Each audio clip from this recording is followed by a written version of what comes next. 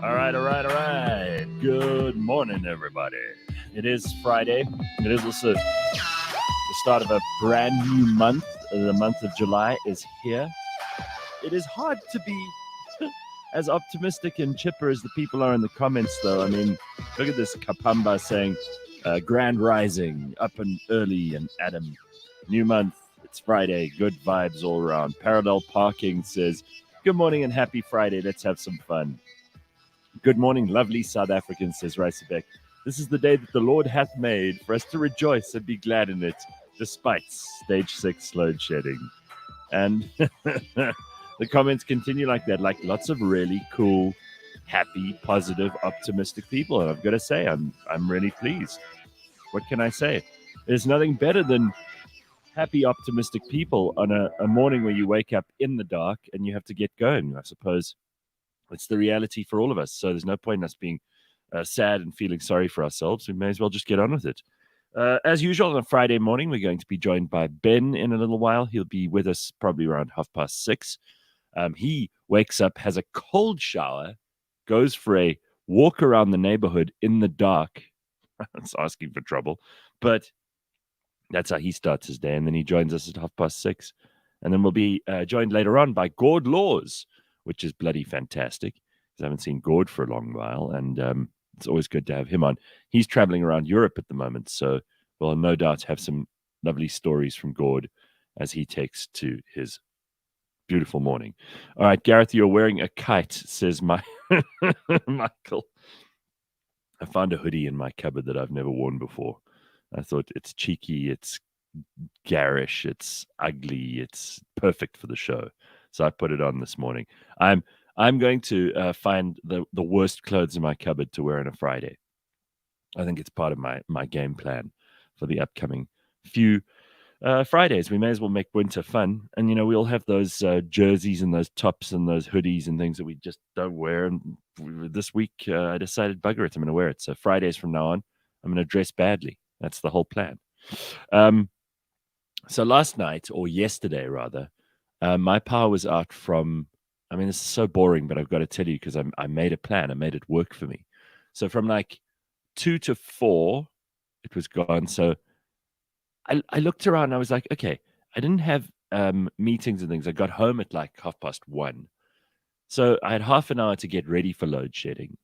So I plugged in my laptop and I charged my phone and all the basic things that you have to do, that we all have to do when these things happen. And then I looked at it and I was like, screw that. I'm going to have a nap, which is exactly what I did. Now, not everybody can do that at 2 in the afternoon. I understand. But that's what I did. I didn't have any other appointments. So I got on with that. Woke up basically after an hour and a bit and realized like I only had a couple of minutes left of load shedding. Then I prepared some stuff for supper and I decided, no, I'm not going to cook anything. I'm not going to reward Eskom with any money. So I made a cold supper. I made a salad. By the way, I'm doing this, I suppose you could call it a diet at the moment.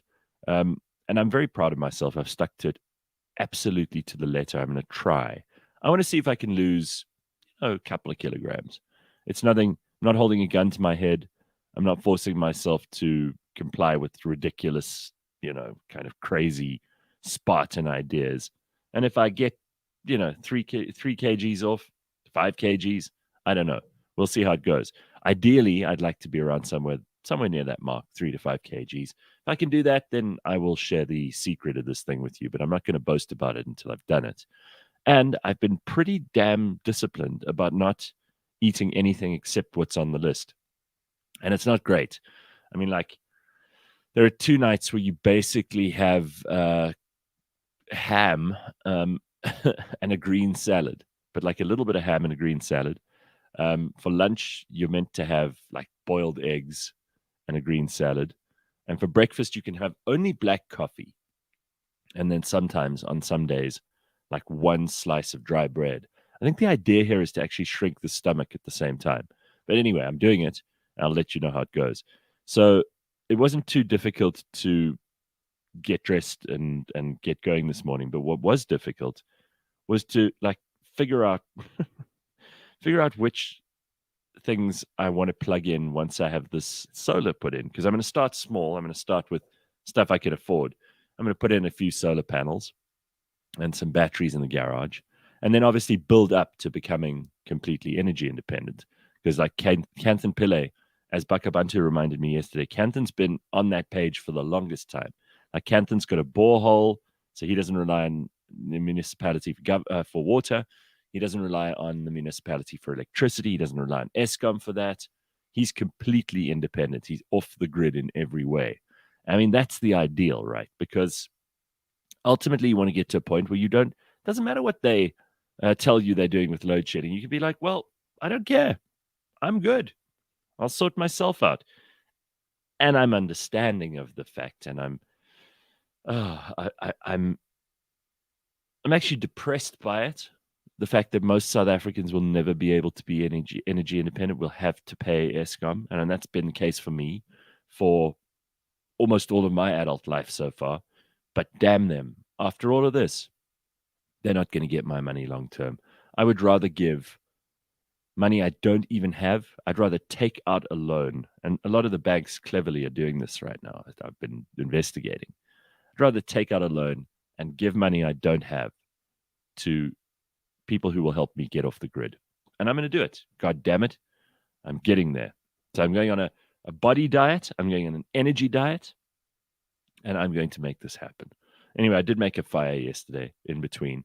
And then did some work in the evening, sitting there at the fire with my laptop, making sure that I was up to date with everything. Answering emails. I love going into a Friday where I can actually be clear of emails and shit. It's my favorite thing. I've mentioned that before. So I got this email from Hannes that I thought was quite interesting, and I'd start with that because he's also thinking like long term and thinking big. Hannes says, could you please do a feature on which estates are nice to live in? Estates or areas around Johannesburg and Pretoria, which are safe, affordable, and average for average salary people. I might be moving up from Cape Town and want to start looking at options. I lived in Pretoria 9 years ago. And the obvious idea here is like I would, and not just because they're a client of ours, but because they're a client of ours. Waterfall Estate have done some really interesting developments inside. They've got like 9 or 10 different kinds of options.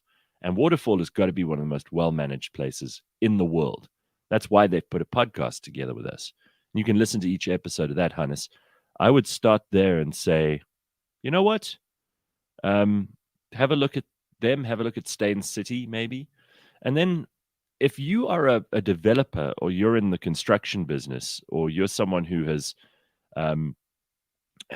recently started building something that you think might be interesting, whether it's an apartment block or you got to tell us about this, because even though it costs a little bit to advertise these things, how else are people going to know? Especially if you're doing something different, something innovative, something clever.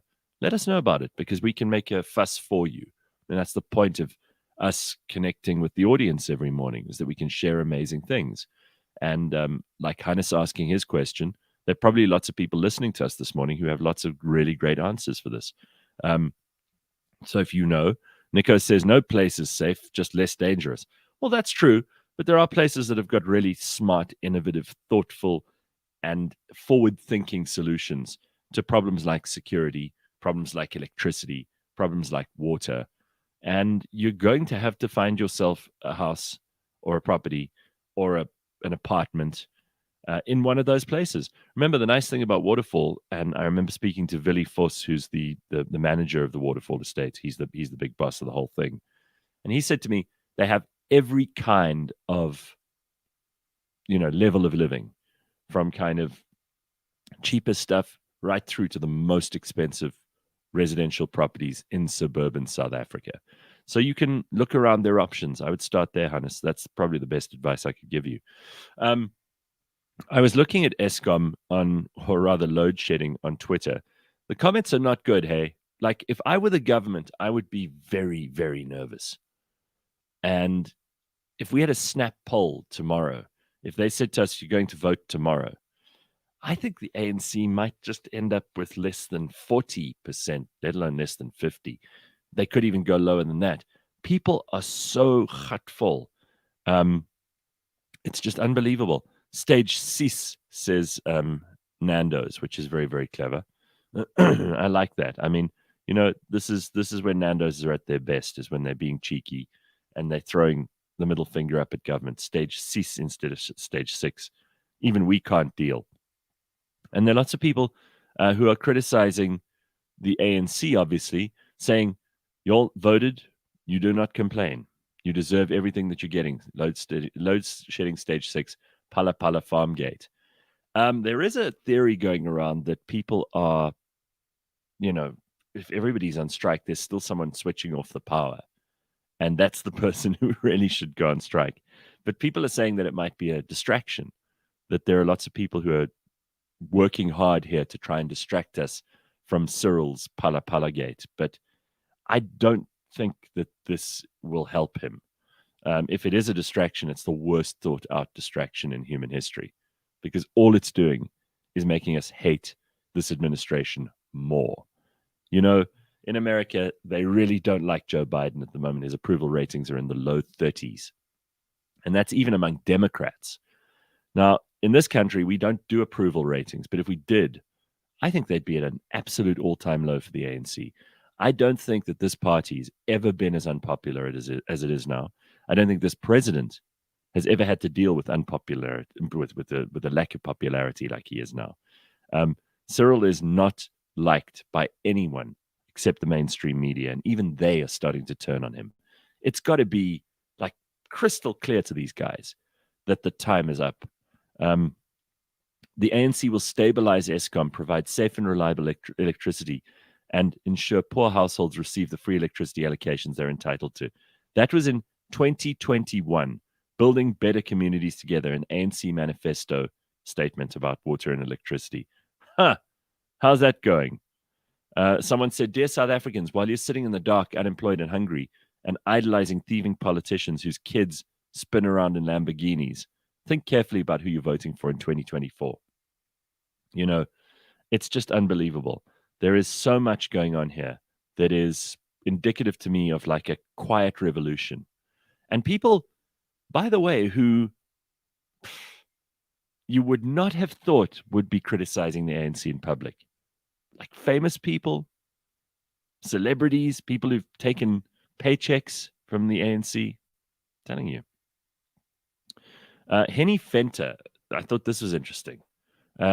Watched an interview with Dennis Davies and Andre de Ruyter, who's the CEO of Eskom at the moment. He said it was frightening. He said, in a nutshell, big criminal syndicates operating within Eskom. You plug one source of fraud and theft, and then another one appears. Eskom stopped the diesel theft and then discovered 1.1 billion rand theft of stock at one power station. Coal deliveries, having metal and rocks added to the loads to dilute the good coal as they're paid by weight, that damages the power stations. They employed top forensic guys to start sorting this out. His house was shot at when he resigned. Their hands are tied. Cops released those arrested the next day on orders from senior cops. De Ruyter said he cannot fix Eskom alone. Unless the authorities and the NPA actually take this on, we're going nowhere. No individual would want to put their families at risk by taking on syndicates. Load shedding is here for a long time to come. At least it makes sense what's happening now. Please share. So I thought that was interesting. There isn't really a way out of this except to stop using Eskom. And I know that sounds ridiculous, and it sounds like something we don't want to hear, because it means we have to spend money like we do on private education, on private healthcare, on shops that we might not want to spend so much money with because they're the most convenient. We maybe have to start supporting the little guy. You got to just decide where your money goes. That's your greatest power in this country, even if you don't have a lot of it. And I'm feeling like right now, we don't need to reward these criminals. Let them feel it in the pocket. You can go ahead and rape Eskom, fuck it up, destroy it, for all you like. I'm not going to help you get there. All right. Tracy says they did the opposite of what I suggested just now. They moved from an estate to a regular street. Great neighborhood, great neighbors, no AGMs or HOA, pretty safe with Great Neighborhood Watch. It was a good move for us. well done to you. I mean, if that works, and I don't know where you live. I think you're in the Cape somewhere. It's better to do that in the Western Cape than anywhere else in the country. And then Michael says, put your money on your money for rates and taxes and Eskom in a trust, and they only get the money when they meet certain fulfillment of the work that needs to be done. Well, someone suggested that Alta could do that because it would need coordination.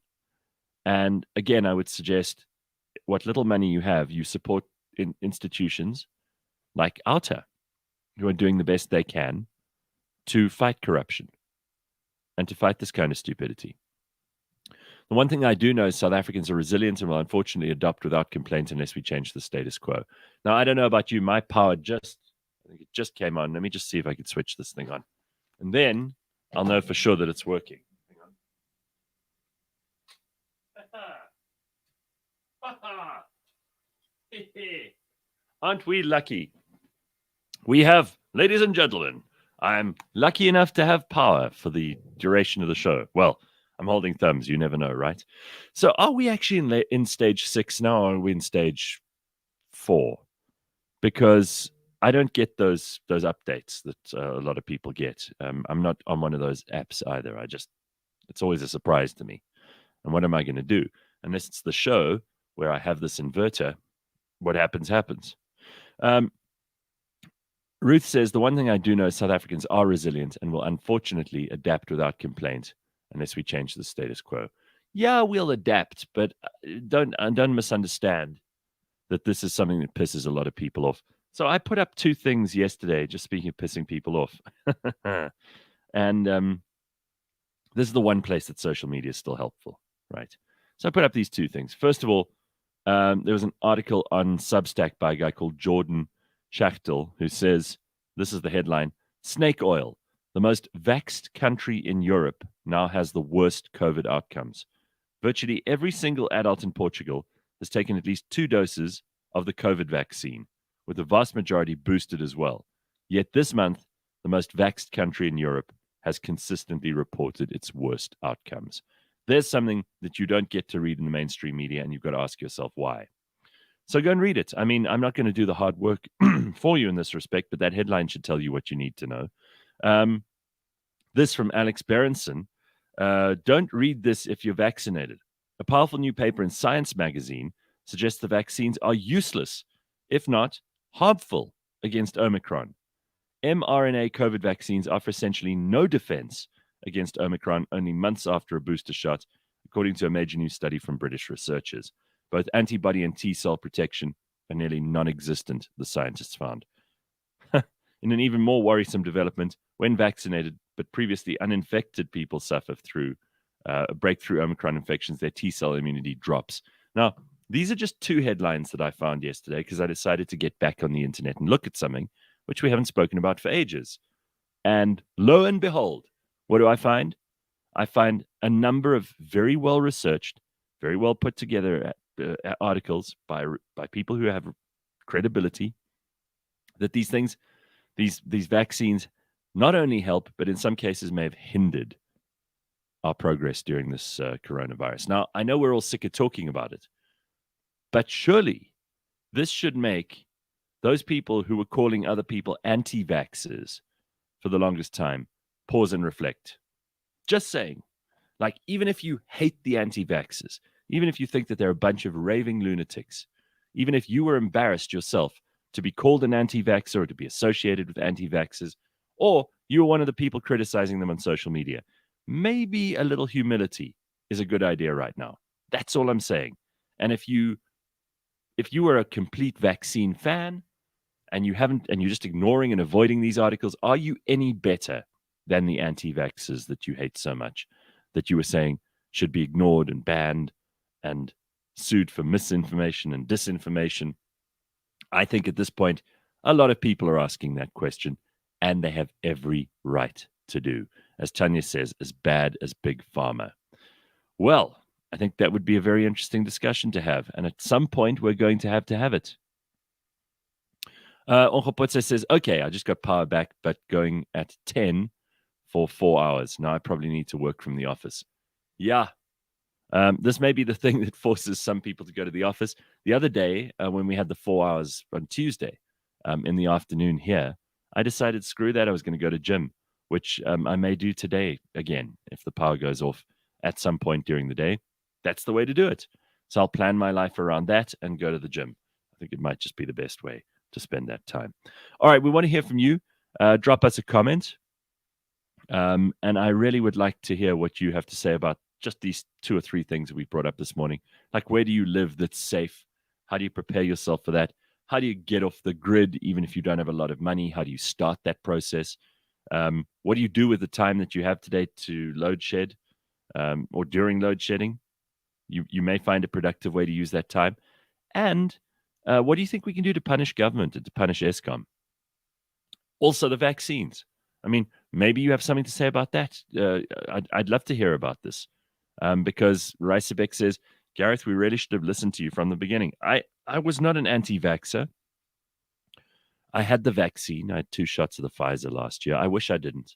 Really, I have serious regret about it. If I could go back in time, I would not have got the vaccine. Not because I suffered any health consequences because of it. I feel like I'm just as healthy now as I was a year ago or 2 years ago. COVID had very little impact on my life. And if I did have it, and I did test positive for it in what? April of this year, it was annoying. It was an irritation. But these days, I mean, who hasn't got COVID? Everybody's had it at least once. And if you haven't somehow, it's not because you got the vaccine or you had a mask or you sanitized. None of that stuff. Dr. Fauci got it like twice. And he was the main proponent for all that bullshit. So I'm just saying, look at the results, especially now that we have a comprehensive look at it. Look at those test figures, because I think a lot of South Africans are testing at the moment and they're just not reporting it anymore. Nobody cares anymore, right? It's wild. And everybody's just carrying on like, oh, this is normal. We used to have the death toll. Do you remember? And the infection rate on the screen the whole goddamn time.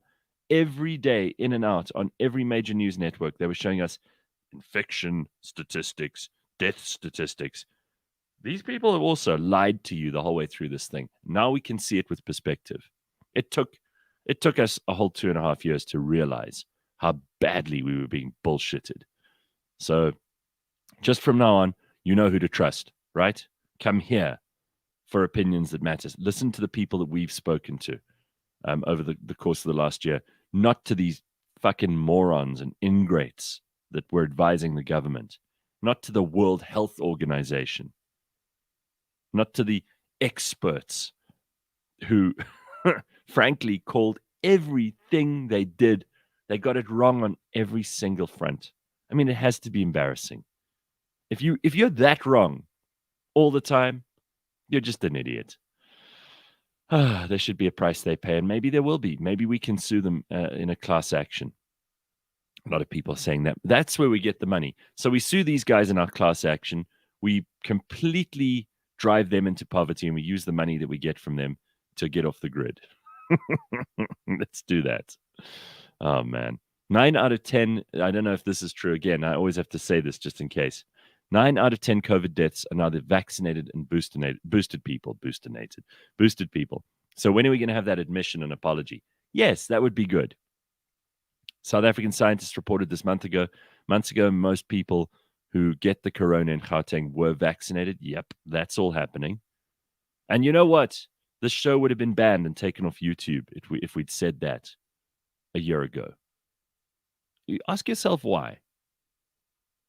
Why would saying that, which turns out to be true, have got you banned from YouTube? Congo Chris says, yesterday I had a total of 8 hours of load shedding. That is a third of the day. Why should I pay? And is Eskom going to compensate me for my perishables? I think all 60 million of us should sue. There's another reason to sue. Absolutely. Boiled Prawn Shack says, I've never tested for COVID. Did have an antibodies test. Showed strong lines. Nurse said I definitely had it. And I drink, I smoke, and I'm overweight. Asymptomatic, baby. Good for you. All right, very good. the other thing that we should really sue, I'm not a smoker, but we should sue Nkosazana Dlamini Zuma, because she was the one who said that the tobacco companies need to stop business entirely. They banned cigarettes, remember? People were buying those terrible ones from Zimbabwe. And I think it was the North Gauteng High Court or the Supreme Court of Appeal actually dismissed her, chastised her, and awarded costs to the tobacco companies, who eventually had the balls to sue her. I do remember speaking to a lot of the liquor companies and the tobacco companies. The tobacco guys had some balls at the beginning of all of this in 2020. But the liquor companies were all shit scared. They were a bunch of complete pussies. You will remember I spoke to a few of the CEOs or marketing people on air. They were all like, "Oh, no, we don't want to come on your show and say anything in case the government gets more cross with us." How did that work out for you guys? Bunch of real spineless, craven, pathetic people who run companies in corporate South Africa. By and large, just going along with whatever people tell them to do. Just, yes, sir, no, sir, 3 bags full, sir. How did that work out for you guys? I want to go back to the comments section. There's some interesting things coming through here. It's one thing to get off the grid with electricity, but the water supply is being hit by these idiots. Oh, yeah, that's next. So start preparing if you can for that too. I don't know how. We've got to start talking about it. Maybe we get some experts on the show. They can advise us of what you can do. Maybe collecting rainwater. I mean, this summer we had enough rain to fill up, 1,000 tanks each. But where do you put them if you don't have space? How do you collect the water? How do you filter the water? There are a bunch of questions we need answered. So maybe that's something we need to plan for a show going forward. We got a couple of news headlines I want to get to before Ben joins us, because then we can talk about the things Ben wants to talk about and that he wants to bring in on the show. So Cameron Diaz is to unretire from acting in a new Jamie Foxx film. I didn't even realize Cameron Diaz had retired. Did you? I had no idea. I hate to say, I'm sorry, Cameron. I didn't know that you'd retired. Anyway, she's to come out of acting retirement to be in a new, suitably titled Back in Action movie with Jamie Foxx. It comes 8 years after the pair appeared together in what became Diaz's last film, a 2014 remake of Annie, in which she played Miss Hannigan. Diaz, who's 49, said she was so anxious but excited about returning. During the same phone call, Fox, who won an Oscar in 2004 for his portrayal of Ray Charles, connected Diaz with a Super Bowl winning Tom Brady in order to offer some advice about launching a big-time comeback. I don't even know why she retired, but apparently her final movie was Annie, and she formally confirmed her retirement, had previously indicated she was taking a step back. Speaking at an event run by her friend Gwyneth Paltrow at the time, Diaz said, "I just went, I can't really say who I am to myself, which is a hard thing to face up to. I felt I needed to make myself whole." She went on this whole self-healing journey, ostensibly. And this is why we haven't seen Cameron Diaz in a while. Just in case you were missing her, I have to tell you, I didn't miss her. Didn't even know she was gone. But there it is, in case you wanted to know. Cameron Diaz she's making a brave, bold move back into movies. Unbelievable. So everybody's investigating this Enyobeni Tavern, right? And they're desperately trying to find someone to blame for all of this. Pumi indicated yesterday on the Burning Platform, we'd love to find someone to blame and we'd love to find a savior. And the Enyobeni Tavern, I mean, whoever owns this place, they had the right liquor licensing. Clearly they had a very successful business going, but they are going to take a fall here. And not just them, but hopefully some of the authorities in the area too, because these kids were killed. We still don't know what they died from. But apparently now they're going after the tavern owner because they say that it may have been illegally built. The double-story building could be knocked down because plans for its construction were never submitted or approved. Well, surprise, surprise. But in the average municipality in South Africa, you don't really... I mean, who's following these rules? Especially in a township. Who's following the rules? Who do you even submit these rules to? Who do you talk to about this stuff? Why would people comply? Government. Why would people fill in forms and submit plans. Why bother? If the government is just going to, it just seems like a money-making racket to most of us. I wonder how many other people in this country have illegal things built in their back garden. And frankly, who cares? They take the risk. It's their back garden. It's them that'll be hurt if the place falls down. I don't see why you have to check these things in with government. I think it's complete nonsense in a country where none of that stuff works. Why bother complying? It is 27 minutes to 7 in the morning. It's time for Ben to join us. Hey, Ben, how's it going? Hey, Gareth. Great. Wow. That's a pretty fetching outfit you got going there. It's I found the worst thing. I'm going to wear the worst outfits I can find in my cupboard over the next few weeks on a Friday. I've decided. Oh, I like it. Bugger it. I like it. Good. Yeah, well, I bought this. Someone sent me this website address, and I actually bought everyone in the family one of these hoodies. They're the shittiest.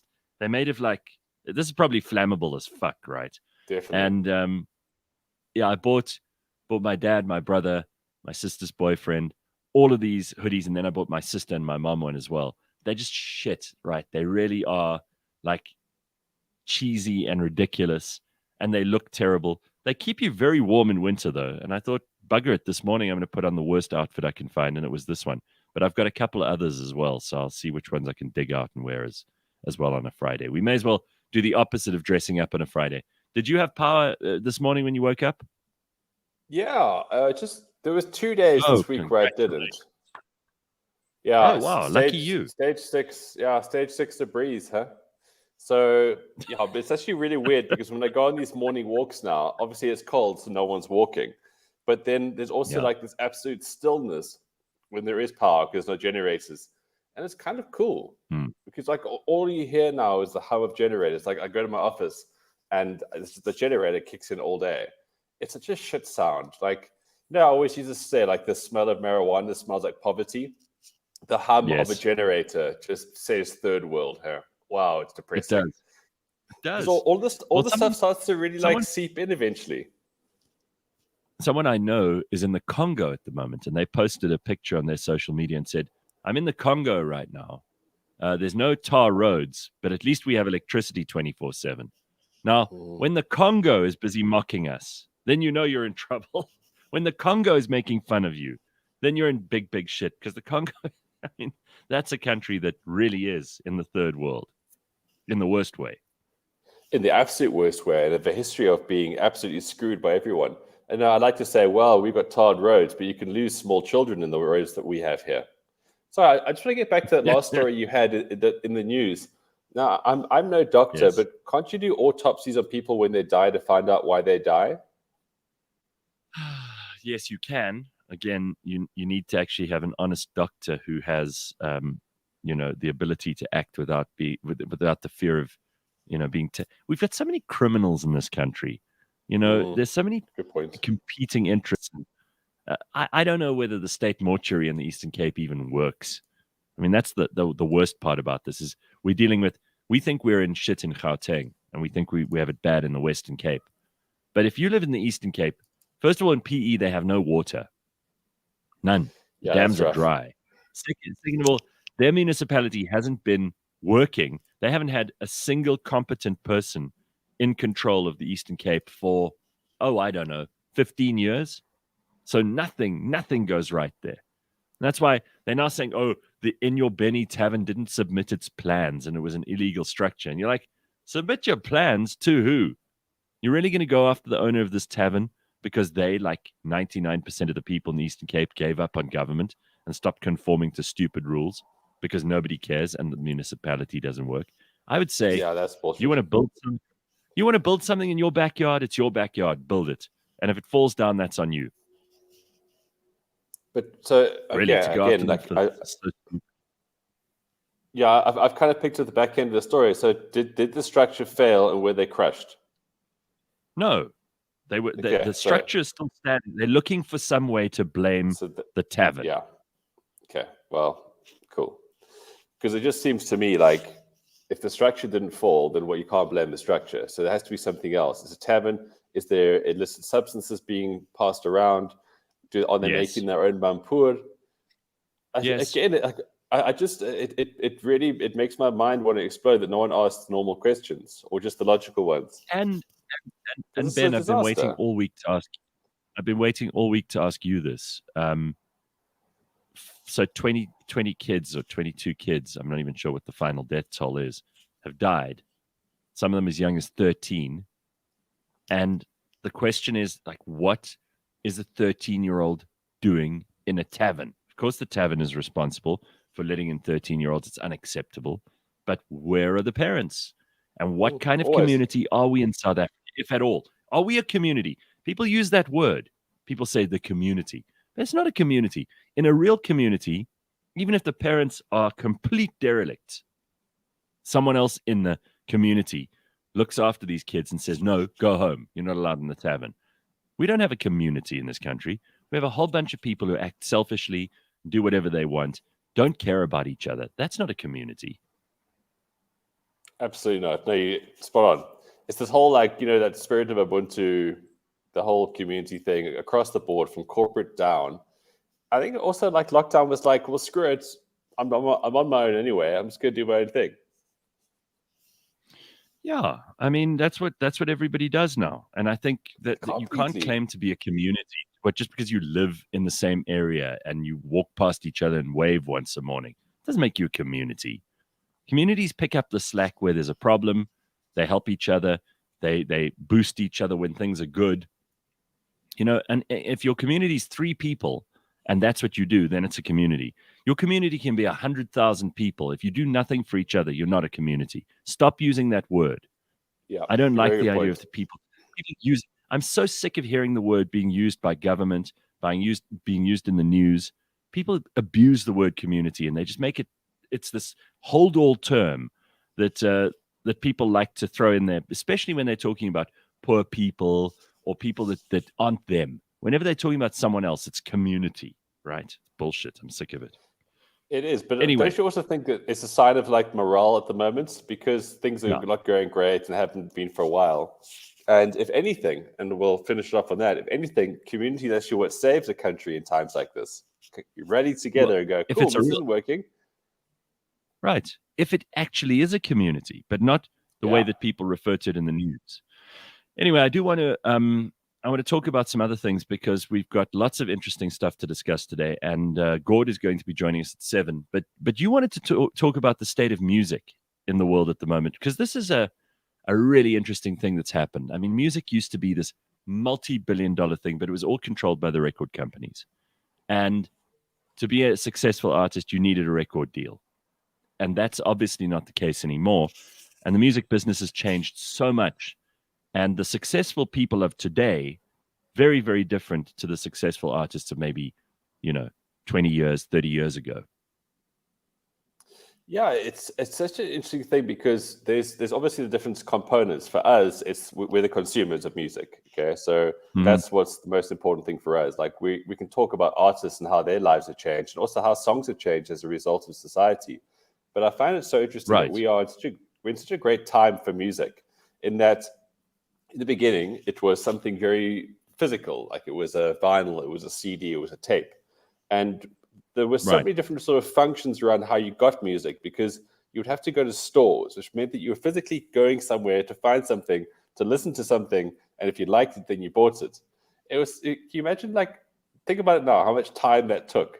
That if you were to go buy a CD, that was maybe 2 hours, 3 hours of your life. Now it is 4 seconds. And again, we always take these things for granted because everything works on our phones and we just carry on with our lives and then we put food in our mouths. But it's such a weird thing to think that not in our lifetimes, Gareth. I mean, we're not the oldest people. In our lifetimes, that used to happen. And now the interesting thing is that because we're so saturated with convenience, it's kind of weird that vinyl sales are actually picking up again. People are actually wanting to go back to it. Now, we've seen blips of this in the last 10 years. But even now, people are still craving this kind of stuff. So you have all these different things as a consumer, and there's different ways of collating your music choices, but people are still buying the physical stuff. Well, I mean, let's just look at a couple of these charts because these are interesting. New music has played second fiddle to catalog titles in total album consumption in the US. This is amazing. I find this fascinating because it shows you that, and I'm careful to do this because I like music from all kinds of genres and generations. I like music from every decade. There are at least a few songs from every decade that I like. And I'm not one of those people who goes around going, oh, well, the old music was better than the new music. But you have to admit, like great old artists from the 60s, 70s, 80s, 90s, when you hear that music, it is just superior to a lot of the stuff that you're hearing today. And today there's so much stuff that's repetitive and that they've actually sampled from older music. So to prove the point, 2019, 2020, 2021, these are the stats for those years. You can see that black bar shows that the catalog stuff, meaning music that is 18 months old or older at the time, seems to be getting way more attention than current music, which is less than 18 months old in each of those years. So people are buying more old music than they are new music, which is fascinating. Yeah, I would love to see that catalog music at 5 years plus, because I think they're being a bit kind by saying 18 months old. But we've had this conversation over the years so many different times how there is the possibility that all the greatest songs have already been written because there's only so much you can do with music. But if you look at music's an art, right? It's an art form. So if you look at it, it reflects society. Nowadays, and we've seen it with movies already, and you see what Disney's doing and dying and how they go about their content. People live different lives nowadays. Expression is so much more limited and so shitty and so basic. Like Justin Bieber can write a song about food and it's shit, or he doesn't write it, someone gives it to him and he performs it with a hugely talented production crew that make it look appealing. But it's a shit song. I mean, you'll forget about it. Beyonce was just moaning about whatever got into her head. But you'll find songs where people talked about actual love, how, there's people spoke about their actual stories where they were pioneering social individuals, and it was like stories of love. People don't do love anymore because they're too scared to fall in love, or they're too scared to be vulnerable, or they're just completely consumed in their own noise to care about other people. It reflects in the music. I don't want to get lost in nostalgia, but I agree with you on music, and I agree with you in respect to movies as well. I mean, I watched a movie with Katharine Hepburn and Peter O'Toole from the 1970s called The Lion in the Winter. And the dialogue was just so goddamn good. The dialogue was phenomenal. I felt like I was watching a well-crafted story where they weren't just relying on special effects and really stupid, really, predictable, dumb plot lines. It was beautifully put together. I feel the same thing's true for music. Album buyers keep it old school. This is what you were talking about earlier. This is another thing from Statista. The data here is MRC, Nielsen, and Billboard. So this is legit. And what they're looking at here is that LPs since 2019 are starting to pick up at a very, very fast pace. Obviously, CDs have disappeared, but they started to level out around just under 50 million sales a year, which is pretty damned amazing. And then digital has actually taken a dive. Digital reached its peak somewhere around 2013, 2015. It started hitting the skids. And now digital's at 26.2 million, as opposed to vinyl and CD sales, which are in the 40 millions. This is for 2021. Yeah. That's a phenomenal number. I find that so interesting. Of course, that's the stat around the US. Across the world, it might be different on what's happening in Europe. But yeah, music's one of those really, really fascinating things, how there is just so much to love about it. And there's so many aspects of it and how we consume it, how we enjoy it. And we all know that, like, when you get older, people get tired of hearing old people say things. But people always say the same thing once they get older and have experiences, right? Which means that there's some absolute truth in that. There's nothing better than hearing a great vinyl record if you've got the resources to have that set up. It's a special thing. And the act of it, because music should be something that we should have more tangible sort of connections around. And having that thing going around on that needle, like I DJ'd for like 6 years, so all this kind of stuff, it's very nostalgic for me. But I often still have dreams of turntables and needles on vinyl. It's just it's so mesmerizing. It really is. It's a mesmerizing thing, and the fact that someone of huge, amazing talent is singing and contorting instruments in certain ways to create certain sounds. It's amazing. But another thing that really hit home for me with music over the weekend was I went to go watch Top Gun. And the original sort of Top Gun score from the 80s and some of the tracks are still involved. And what it does for the moving... Now, it's not now. What it does for the actual moving picture, we've always known this, like horror movies. Horror movies are scary because of the music, not because of like the dark setting and the uncles. But horrors, we're always so good at this. And the Top Gun of the weekend, wow, like the musical score on that and the Top Gun soundtrack, it made everything emotional. It made everything so good. Now, I mean, there's some new music from Lady Gaga that people are going Gaga for. So there is some new music being produced that people really love.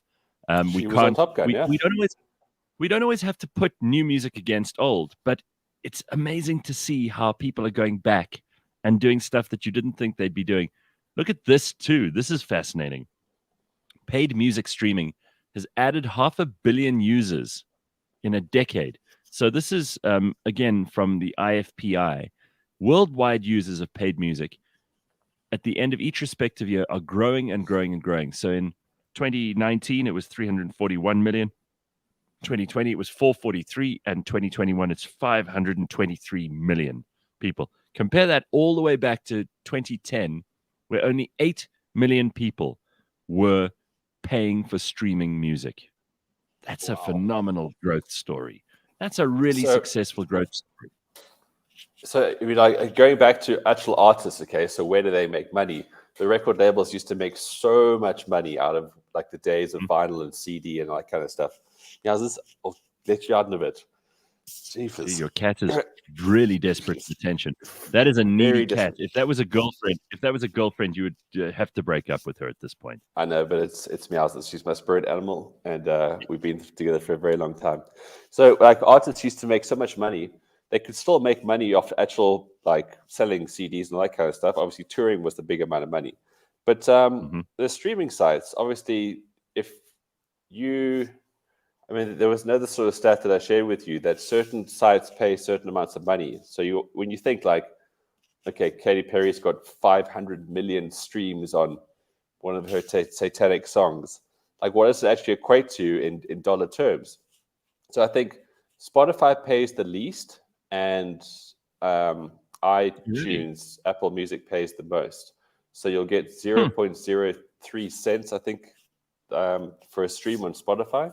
And you get 0.01 on Apple. Oh, right. So when you see the however million streams when you're on your app, they get a fraction of a cent for every single stream. And it's the same thing. Like, record labels still get the most of that money unless they're independently produced people. So there is still money to be made in producing music, but there's just something so fundamentally interesting about music in the old days and why music was made and how much more expressive it was. And that's why people go back to the catalog music.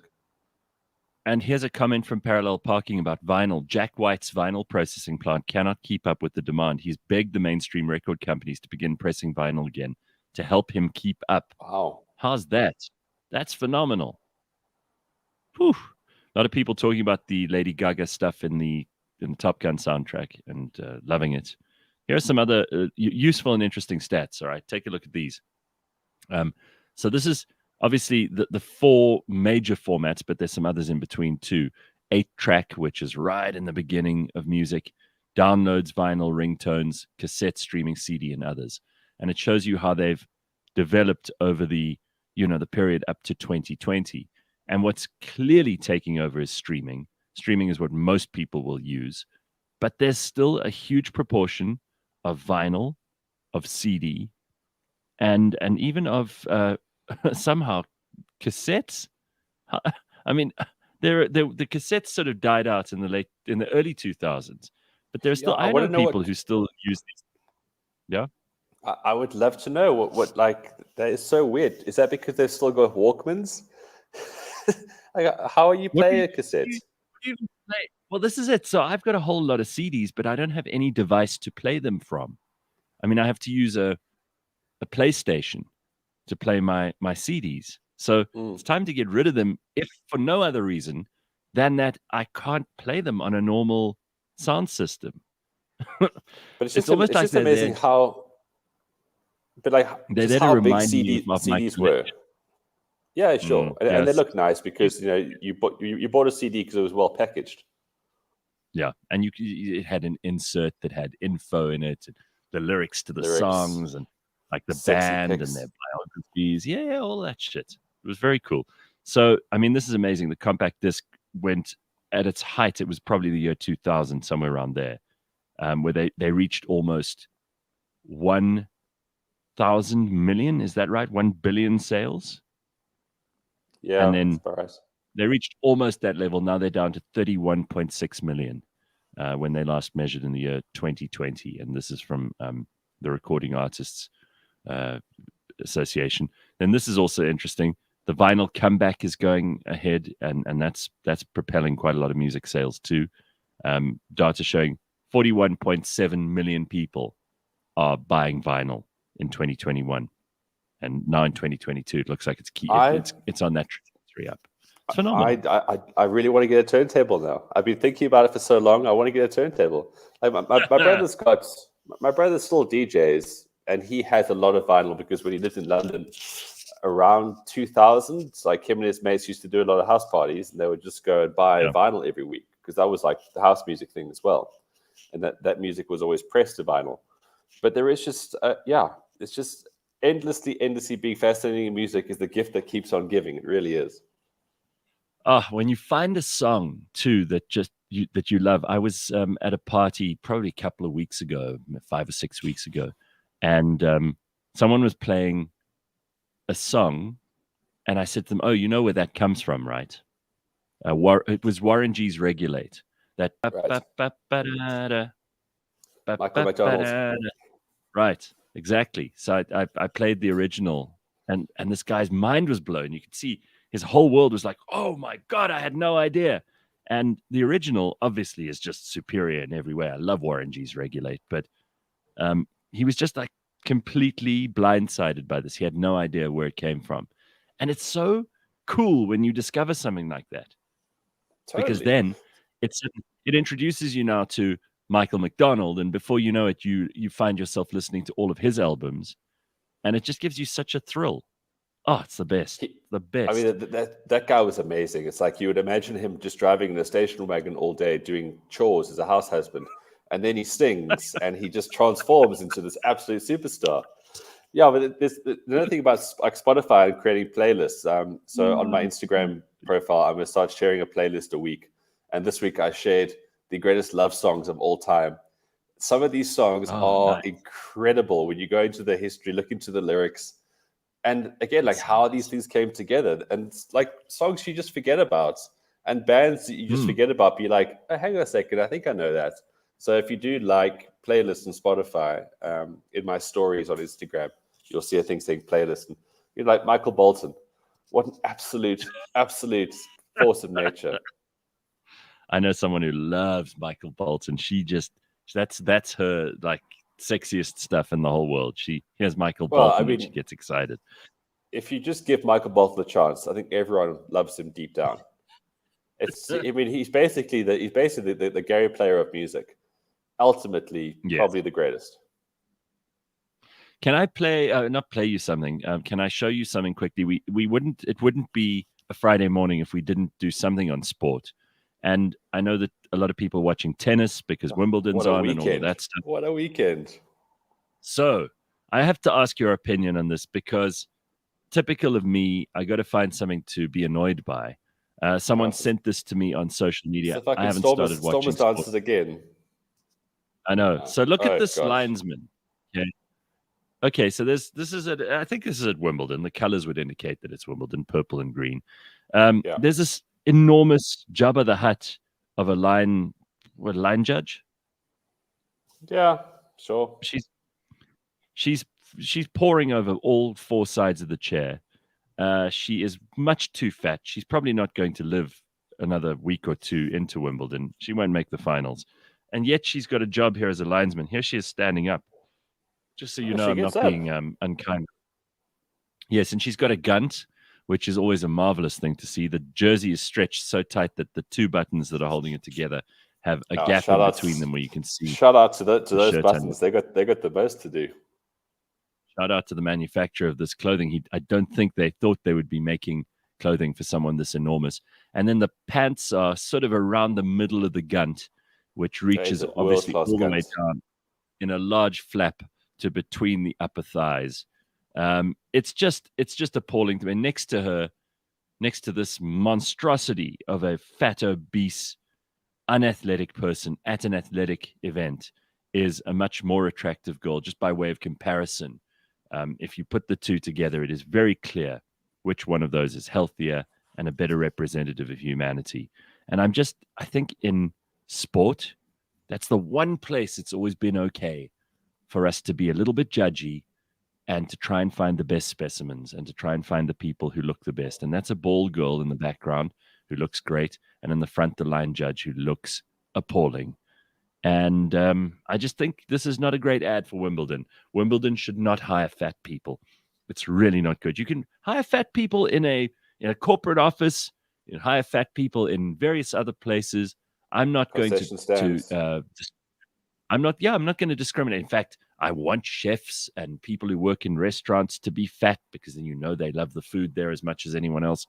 But in certain places, can we please just try to avoid being unnecessarily inclusive and diverse, because it's not a good look. This does not warm me up to Wimbledon, and I'm sure it doesn't impress a lot of other people too. Let's just be honest about this. No, but what a weekend of sport, Gareth. For the first time since 2019, the Springboks get to play in front of home supporters. So I'm going to be at Loftus. At Loftus Pavilion. Yeah. Loftus. Yes. West Pavilion with 50,000 drunk people shouting and screaming with such happiness. And absolutely nothing is going to hold us back.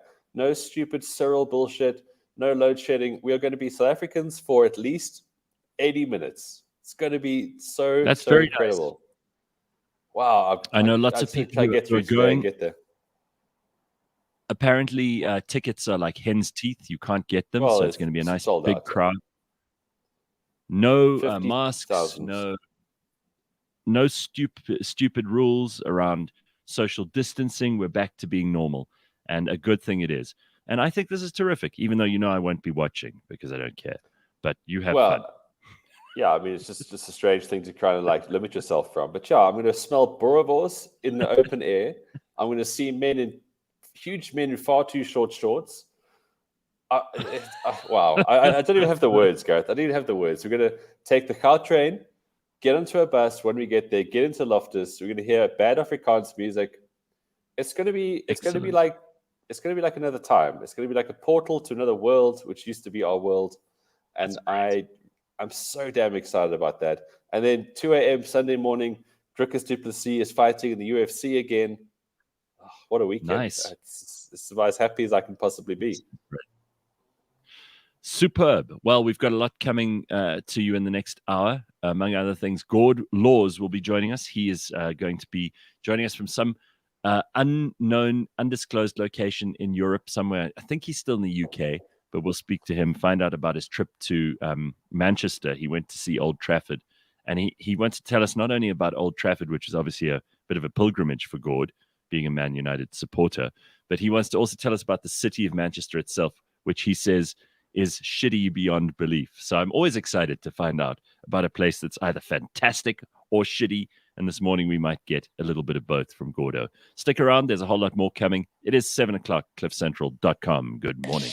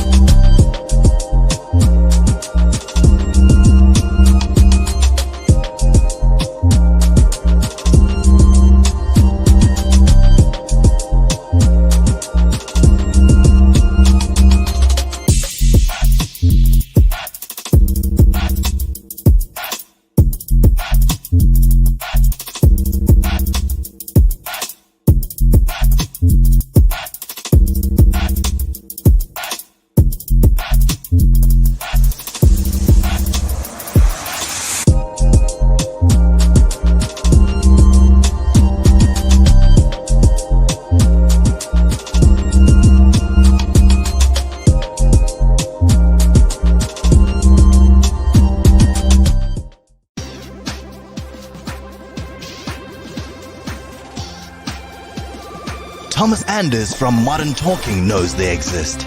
Gary Kemp from Spandau Ballet once saw an email from them. Someone who works for Rick Astley liked their Instagram post. And Chesney Hawkes? Well, Chesney Hawkes was just really lovely.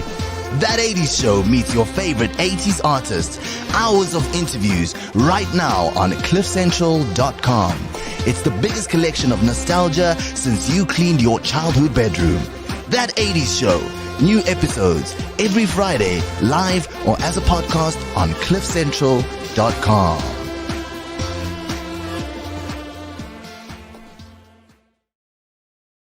That is correct. That 80s Show, which is on this morning. You don't want to miss it if you're into nostalgia. And speaking of nostalgia, Ben and I were talking about music and kind of how old music seems to be outselling new music. We were also talking about how some of the old stuff is coming back, and it's really great to see. But I do want to throw this in quickly. And Ben, maybe you've got a comment on this too. Look who arrived at the Glastonbury Festival. Fuck. That little hobbit, evil Gollum hobbit of electricity and the antithesis of, like, you know, modern civilization and society, Greta Thunberg. And people clapped for her and applauded for her. They don't seem to realize that the reason they're paying more for petrol is partly her fault in places like England and America. They don't. How can you be so pig ignorant that you want to give this horrible little girl who's just an attention-seeking pain in the ass, who scolded everybody in Europe and America into, you must get into clean energy, how dare you?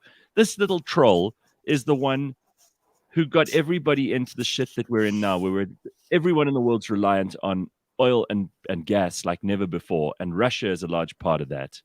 And it's her fault. And yet she's going out on stage at Glastonbury like some kind of superhero. Police. What's on that piece of paper that George Soros has given her? Well, who knows? But it does say Greta on stage at Glastonbury, looking like a young meatloaf about to bat out of hell. Exactly. That's exactly what it is. But really, what is that little troll going to say to a crowd? I'm intrigued. Something that's written for her. But listen, yeah, sure. We're in a world which is completely upside down, where some person who's completely unqualified, who's too young to be telling anyone, especially the adults, what to do, is taken seriously. Whatever's written on that paper is pure propaganda, attention-seeking, and nonsense.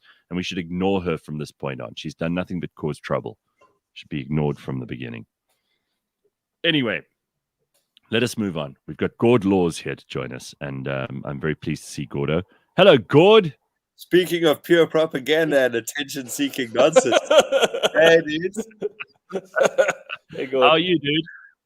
Fantastic. I could be asleep, which would be better, but I'm not. I'm here with you. Oh, well, look at that jacket. It took 40 seconds for Gord to say, "Oh, it's too early." It's not too early. Well, it's just right, Ben. Any time is Ben time. That's what I've always said. Gordo, that is a jacket. Are the people aware, the ones that can only hear us, of how spectacularly spectacular that garment is, Gareth? Yeah, I've really given him gears about it. Oh, it's a hell of a thing. I mean, that thing is so loud I can't hear you talk. I've decided on Fridays I'm wearing the worst outfit I can find in my cupboard every Friday. So get ready. There's going to be more. So, Gord, I saw you got to Old Trafford, which was a bit of a pilgrimage for you. How was that? I've been once before. My dad and my uncle took me when I was 16, which is like so in the 1930s. And yeah, it was great. It was very good. It was the only good thing about Manchester. That place, God forgot about. On the 8th day, God just spent the whole time making Manchester shite. So tell me why. About it. It's the worst place I've ever been, and I'm from Johannesburg. Really? Why is Manchester so? Oh my God! Like it's some sort of like mutant apocalypse, post-apocalyptic. Firstly, it's face brick, the whole thing, and if it's not face brick, it's grey.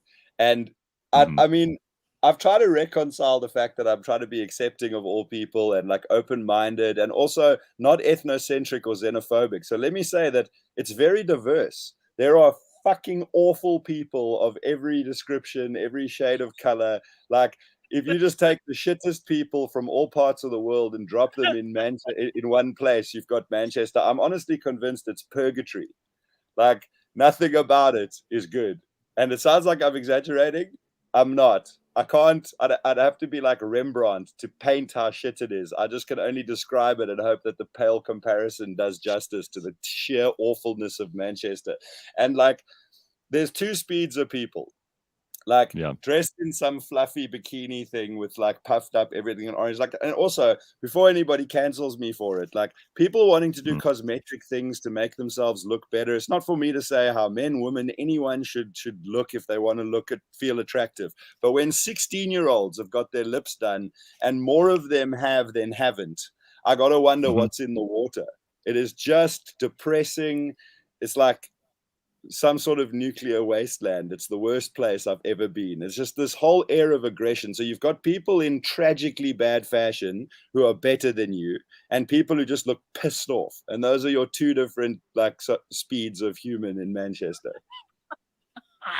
Sounds bloody awful.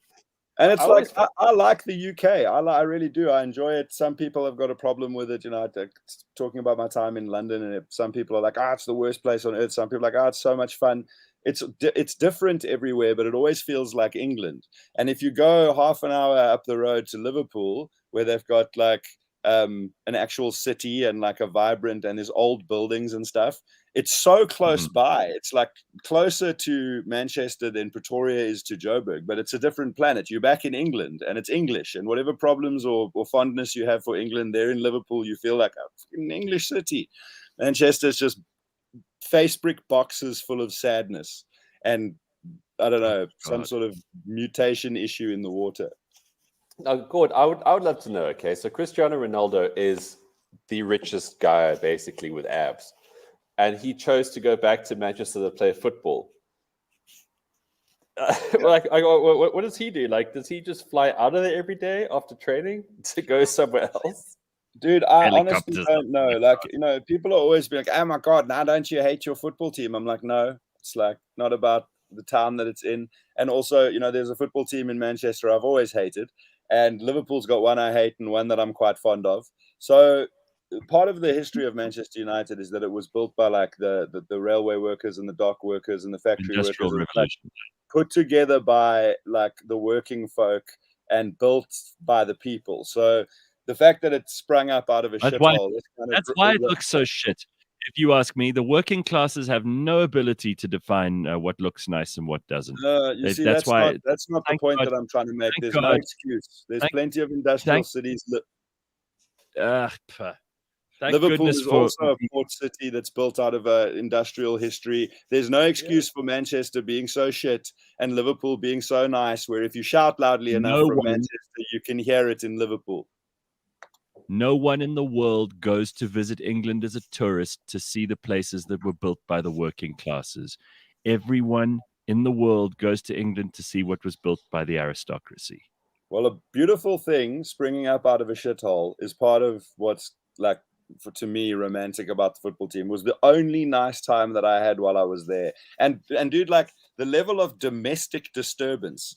I'm like, staying in an Airbnb, and it's like on a block. It's like rows of houses and stuff, kind of similar to what I was doing in London for some of the time. And like people are just having screaming fights in front of their kids. I'm out in the city center, which is the only place I felt like I might get mugged so far traveling the EU and Europe. And this two kids are like trying hard. They're strategizing a proper way to kill a pigeon, and their parents are just sitting there having a fight. Oh, I'm going to leave. Leave then. We'll leave. I am. I'm just like, you guys, your children are trying to kill a bird in the road. How is this okay? Anyway, I've never been more eager to get out of a place in my life. I can't understand it. I went to visit my cousin who lives even closer than Liverpool in Wigan, and you immediately, as soon as you're out of the city, and Wigan is a small town, it's like a mining town, it's little, it's like not supposed to be fancy, but it was charming and villagey, and it's right there.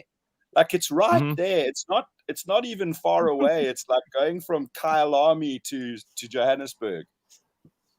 Yeah. I can't understand it. Well, I mean, this is what happens when when socialism comes into a world. It removes all the beauty, all the grace, all the charm, and just puts people in like equal housing. None of it's really grand, none of it's very beautiful, but everybody gets the same. They try to make it a reasonable accommodation for everyone, water and electricity, basic services. But there's no charm, there's no thought, there's no art, there's no culture. It's I just don't care like, about the economics. The people are just nasty. But my favorite was the neighbors, right? We had these neighbors who just constantly having a domestic and always crapping on their son, Benji. It's like, Benji, get inside, Benji. Oh, for fuck's sake, Benji. And Benji is just always in trouble. And every time I would go outside, they were having a fight where the dude's leaving and the lady is saying, well, leave then. And he's like, I'm leaving. And it's like, but you haven't left. And the next day they're still having the same fight. But then this guy, I hear the sound of a person with a loud hailer, and they're like missioning up the road, and it's like probably something political or religious, like, and then like walk a bit more, and then it gets softer, and I'm like, all right, cool, and then like this dude goes outside and he starts to swear, and he's like, you're causing a fucking disturbance, you're doing me head in, dropping the C word, you effing C word, you're causing a disturbance.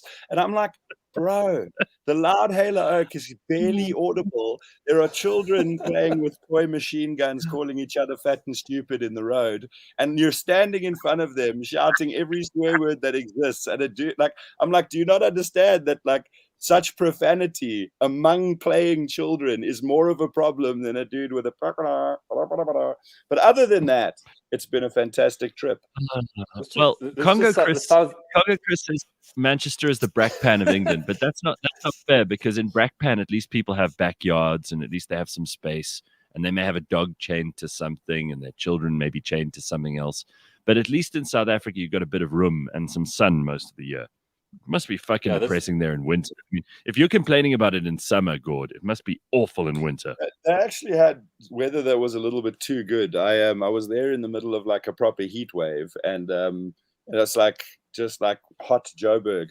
But I've been to Brakpan, and there's things about it that are quite nice. I'd take 5 months in Brakpan over another week in Manchester.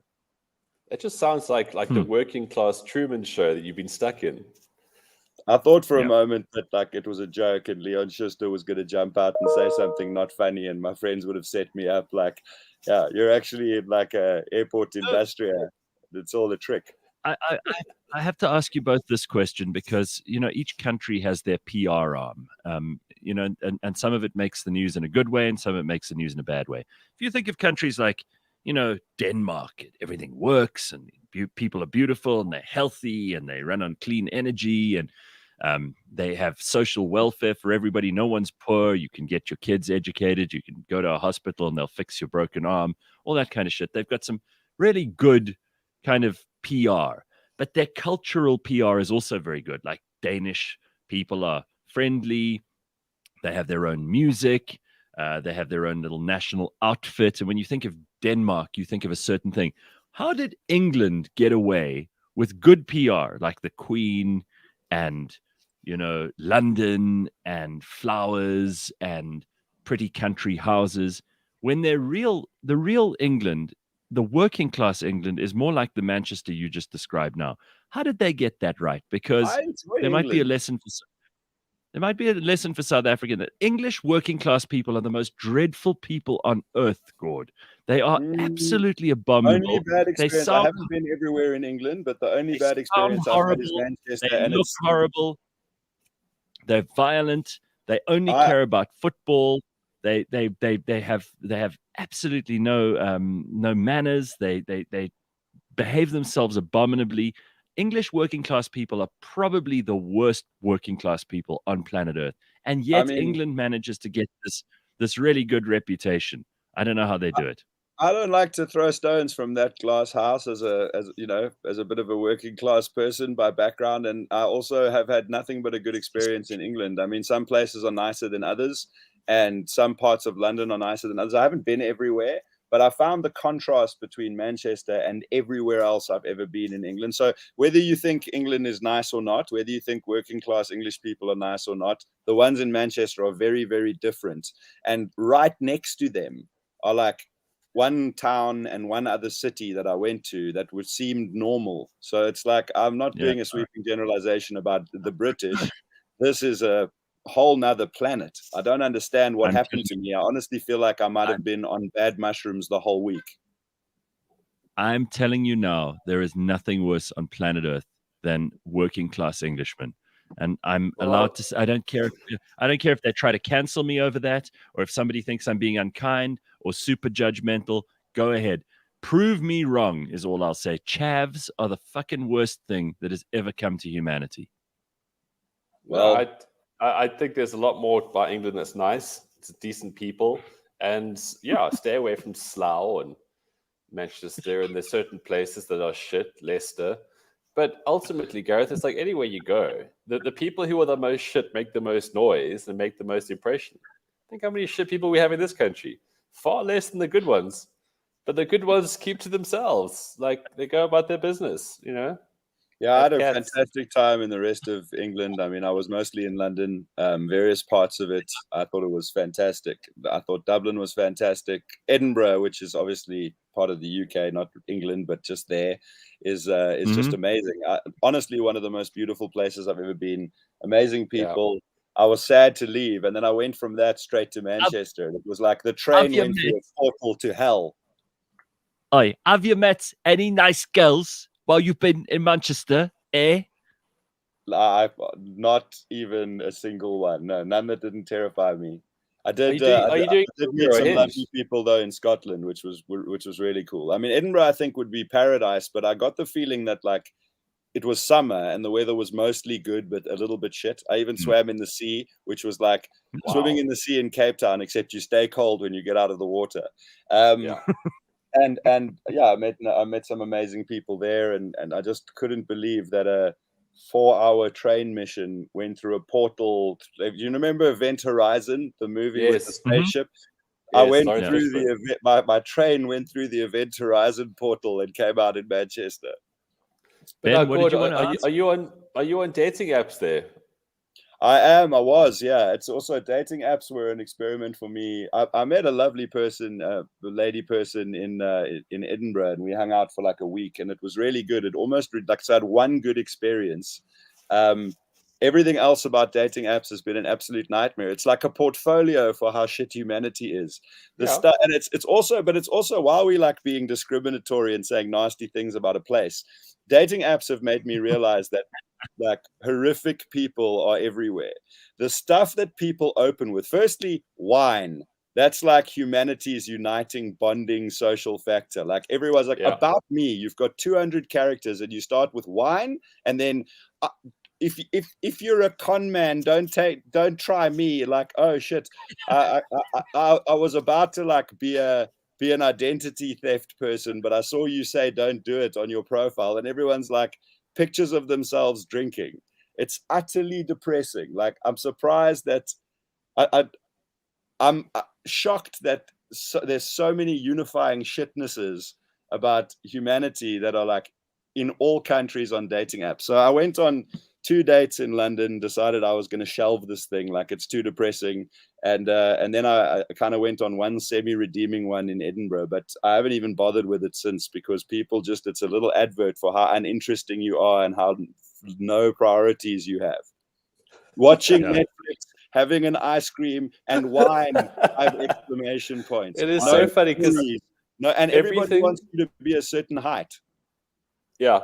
If everything you just said there is so true. It's like, can you imagine how, like, just imagine like someone said, you know what, you can do a TED talk about yourself, or, you know, the Graham Norton show wants to have you on. So just make sure you got everything in line about how great your life is. And you sit down and go, I like coffee, I like wine, I watch Netflix. Please don't lie, be honest. All I care about is if you could be honest to me. Yeah, that exactly. Every like, fucking dating app. It's like, okay, so height, exactly 1.8 meters. I'm looking for someone to treat me right and buy me things, and basically I do fuck all, and this is just, you must be happy with that. And then this is like the one raised foot Instagram post. You know, like you can't be in a photo without lifting your one heel. And it's like you get two types of people with the photos, right? The person who's never ever used a camera before is using a Nokia 3210 with a 1 megapixel camera, and it's like half of their face, and it's like not in proper resolution. Or they've had a professional photo shoot done with a pout and the one raised foot, and it's like that's not obviously your actual life. But people, the things that people lead with, like I think about it a bit. I'm like, look, I don't want to like run a list. I don't want to try and make it sound like a paragraph about how amazing I am, because that's kind of disingenuous. I'm not that amazing. I can't like, it's always external things, right? I like these TV shows, that type of party and wine. I mean, if you had to, because I often do this to myself, I force myself to do it, and it's a really fucking cool way of checking how well you know the people that you care about. Like if I'm at a party and someone new comes in, I introduce them to everybody on purpose, right? So first of all, you have to remember everyone's name, which is a good start if they're your friends. You're supposed to know their name.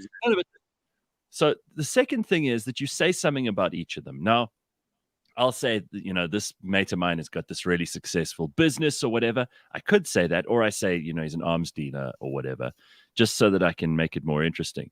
But then you find one thing about each of these people that you like, and you can probably describe a lot of your friends in 1 or 2 sentences, and you should be able to. Otherwise, why are they your friends if you don't know anything about them? Such a good thing to try.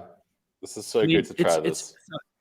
So when I hear about these dating apps, and you know I've never been on any of them, and thank God, because it sounds like absolute hell by the sound of things. It's just like it's the worst place to be. Like the dating apps must make you dislike people more than like them, and that's the whole point of them, is to make you like them.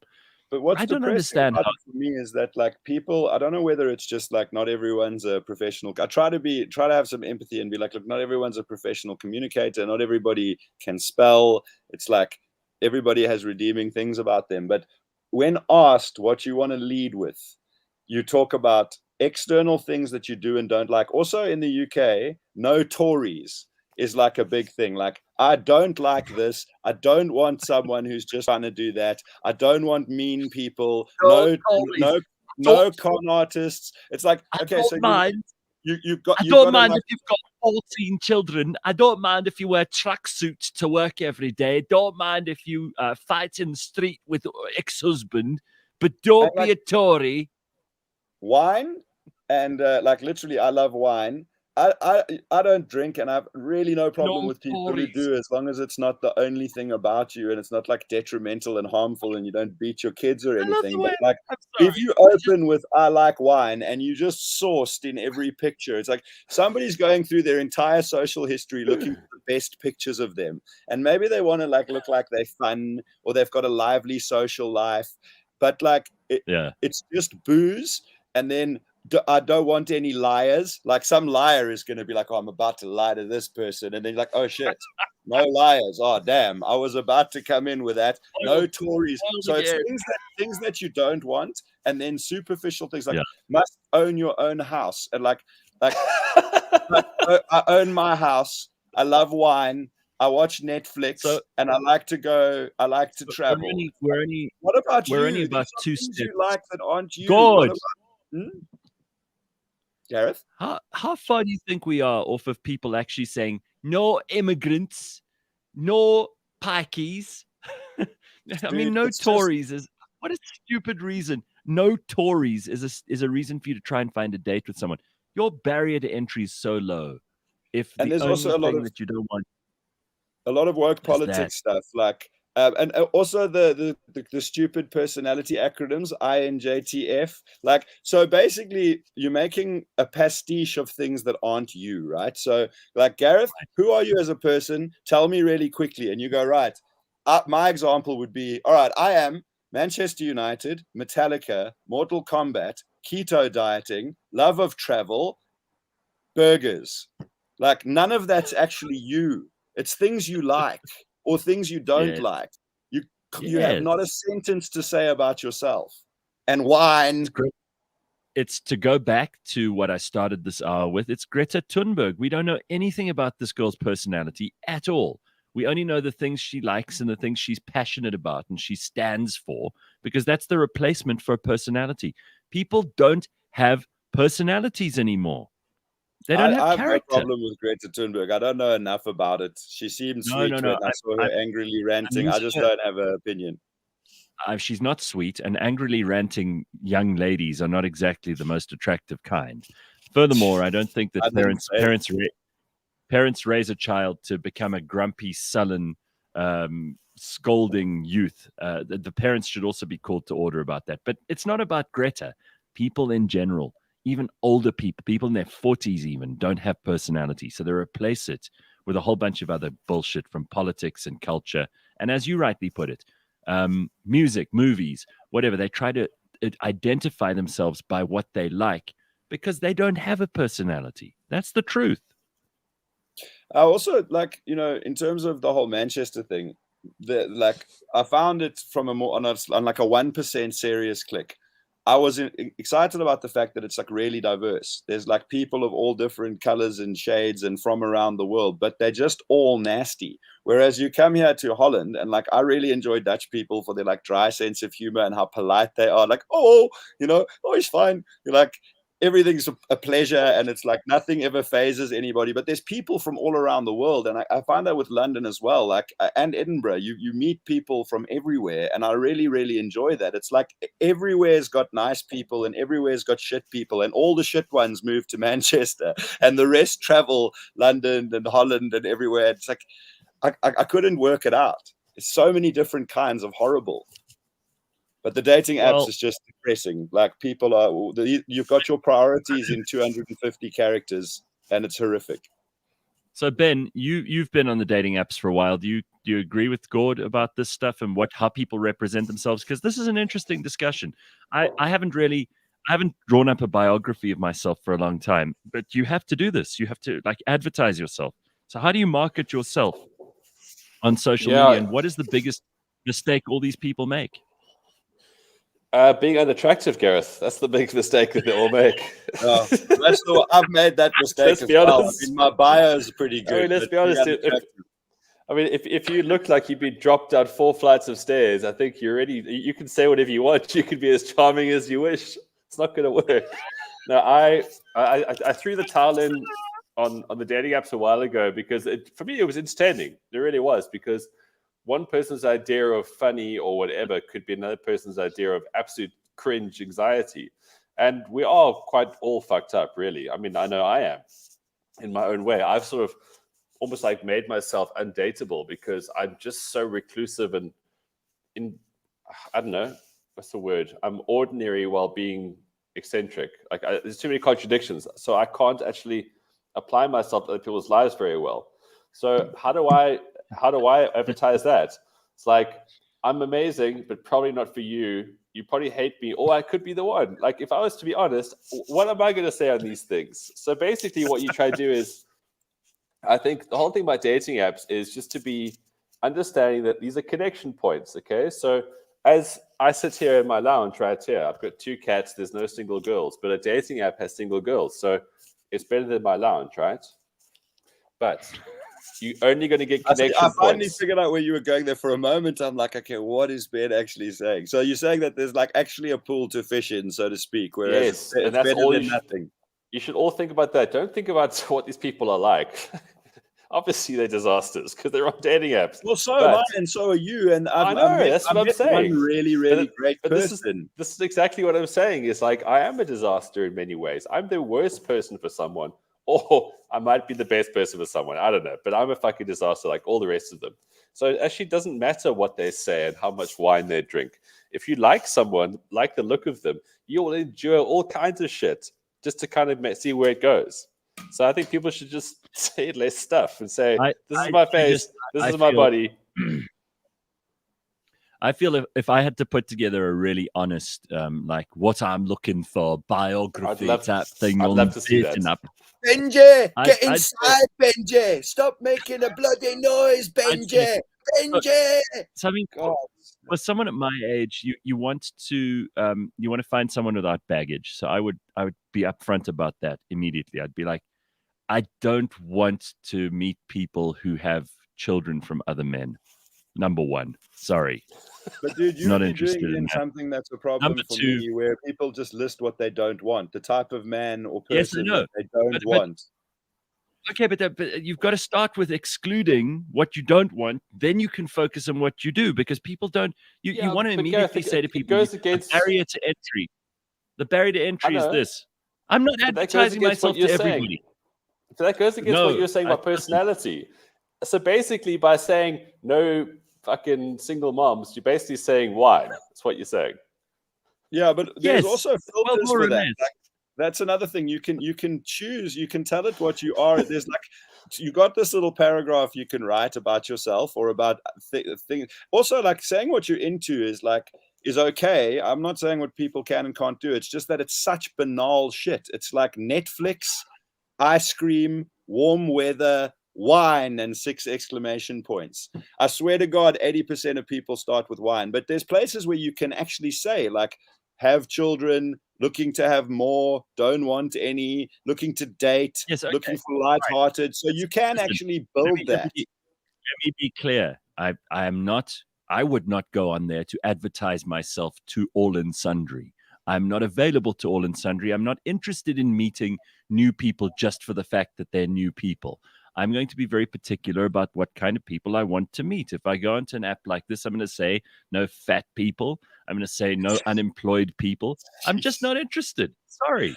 And then if you fulfill at least those basic filter categories, then let's talk about my personality, because there isn't even a game going on until that.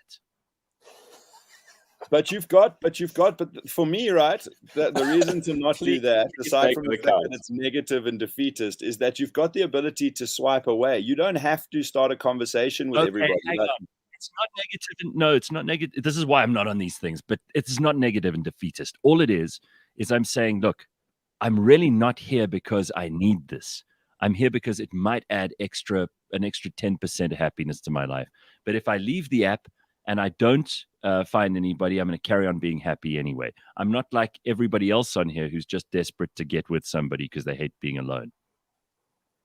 Well, I went on 2 dates in London, and I went on 1 in Edinburgh, and the 2 in London were disastrous. Like, the one was just immediately like a bit awkward. Like, you knew straight away, oh God, this is going to be the last night. And the other one, she sat me down, like as if I had already signed up and said, like, I'm totally into you. You're as amazing as you think you are. I am sold, and I'm really keen on you. She's like, right, these are the terms and conditions. Like, we're going to sleep together, but like, it's going to be like this, this, and this. And then for half an hour, she told me, like, as if I had applied for a job and wrote, please, please, please, oh, please at the bottom. No other conversation, just the terms and conditions under which, how I would behave now that I've won the lottery, and if I'd like to accept my ticket. So that's another thing people do there. They're like, nothing about me. Like, I'm obviously the shit. I'm obviously the best. But if you're gonna like make this work, you need to do that, and that. So people don't realize there's a counter sell. Like, by virtue of you existing, obviously I'm giving you a 10, and I just would love to know what I have to do to not screw it up. So one was like a nice enough lady, and we had a dinner, and the other one I just listened for half an hour, and I was like, okay, like, did someone call you saying they were me and agree that they like you, or are you just like so presumptuous? But there was a here's a good point. Like Captain Cook says, very important in a dating app, no AIDS. Right? We don't want AIDS. So you got AIDS, I'm not interested. I'm in total agreement with Captain Cook there. I'm like, AIDS is a deal breaker. Gareth, Congo Chris, I'm looking for a partner, and you're looking for a stepdad to support you and your child. We're probably not that compatible. So that's there was another great message there about like good luck with that at your age, and it's actually true, because when we like so put it this way, if we were in our 20s, okay, and we were on dating apps, we wouldn't be saying any of the shit right now. We'd be saying something stupid like mispronouncing a quote or telling a dad joke and seeing what goes with the wind. And that's when we've got options. Yeah, but that's when we had options. So now, when you're older, you have less options. I mean, this is the thing. Like, the only reason I got into dating apps is like, well, fuck, where are you going to meet people? Where are you going to find connection points? I might as well roll the dice here. But where we are so fussy, and we have so many other sort of variables that we are just not interested in. AIDS aside. I find though, like, now we're even more older, picky, despite we got less options. It's such. I find that as I've gotten older, like I'm like a bit of a strange example because I kind of age forward and backward in big leaps, but psychologically and physically. But like I find it easier to get laid if that's what I'm trying to do, and I find it easier to like go on a date and feel comfortable and be like, look, whether this works or doesn't work, you know, it's chilled for me to have a date. Like, unless it's god awful, like the one who like said to me, like, you know, well done on winning the lottery of life and being on a date with me. I've sort of more or less accepted you, but here are the terms and conditions. And I'm like, at what point do I get to tell you how you have to behave in order to make it work with me? But like I've found that in my 20s, when I was single for a chunk there at the end, I was mostly not single in my 20s. Like it was awkward and you were very nervous, and it was like, you know, there was a lot of social bullshit, like what my friends are into, what social scenes I'm into. Now I just find it's actually a lot easier. It's still horseshit and difficult and far more misses than hits, but I don't know, like I think if getting laid is what I'm after, I can do it more easily now than when I was 29. So Ethan says, bars, sports clubs, work. Fuck, I even met a woman in my complex the other day. Women are everywhere. So he says it's not so different. Ethan? Where do you live, and how low are your standards? I think if you just go outside with a bottle of wine and just like a sign that says free, if you like me, you'll be fine, because apparently that's the most interesting thing about 80% of people on earth is they like wine. So Gord, it's coffee until 12, wine after 12. So basically you just need a holster for 2 liquid devices. Hot coffee on the morning. I mean, this tells you how imagine that. I mean, this is how absolutely awful a lot of people's lives really are. And again, I go back to the fact that I think a lot of these people just have no personality. I mean, they couldn't tell you about a good book they've read because they haven't ever read a good book.